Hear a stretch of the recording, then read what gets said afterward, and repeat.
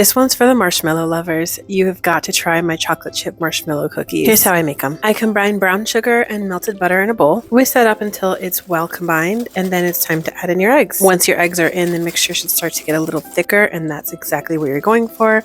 Add in your vanilla, and then you can start with your dry ingredients. These are flour, cornstarch, baking soda, and salt. I like to sift them in so that they're nice and evenly mixed, but you can also stir them together in a separate bowl. Fold everything together until a dough forms. It should look just like this. And now the fun part, it's time for the chocolate chips. You'll want to fold those in and get them nice and evenly distributed, and then it's time to assemble your cookies. The key is to add your marshmallows to some flattened out cookie dough, and then you want to wrap the cookie dough around the marshmallows while leaving a little bit of the marshmallow exposed at the top. When they're done baking, they should look just like this, and those marshmallows should be nice and gooey and toasty right in the middle of these cookies. I love how easy this recipe is. There's no creaming butter, no chilling. It's a simple way to enjoy a really gooey, delicious treat. Get the full recipe at ShanaeToday.com.